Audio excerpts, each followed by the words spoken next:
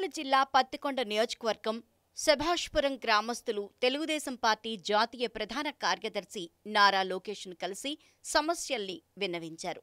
సుభాష్పురం గ్రామంలో సాగు, తాగునీటి సమస్య అధికంగా ఉందని, వేసవిలో తాగునీటి కోసం తీవ్ర ఇబ్బందులు ఎదుర్కోవాల్సి వస్తోందని తెలిపారు. సుభాష్పురంలో over head tank, pipe line, కుళాయిలు లేకపోవడంతో కిలోమీటర్ల దూరం వెళ్లి పొలాల బోర్ల వద్దకు వెళ్లి తాగునీరు తెచ్చుకోవాల్సి వస్తోందని వాపోయారు.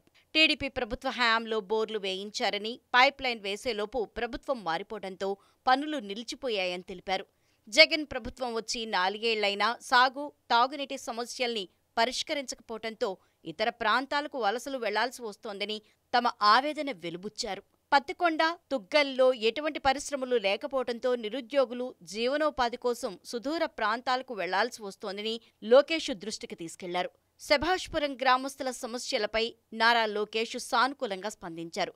టీడీపీ ప్రభుత్వ హయాంలో జల్ జీవన్ మిషన్ కింద ఇంటింటికి తాగునీరు అందించే పథకానికి శ్రీకారం చుట్టామని, 30% పనులు పూర్తయ్యాక ప్రభుత్వం మారిపోయింది.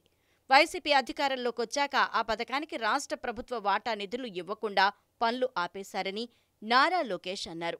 టీడీపీ ప్రభుత్వం అధికారంలోకొచ్చాక ఇంటింటికి కుళాయి పథకాన్ని పూర్తి చేస్తామని నారా లోకేష్ అన్నారు. పత్తికొండ నియోజకవర్గంలో సోలార్ ఆధారిత పరిశ్రమల ఏర్పాటుకు చర్యలు తీసుకుంటామని లోకేష్ హామీ ఇచ్చారు.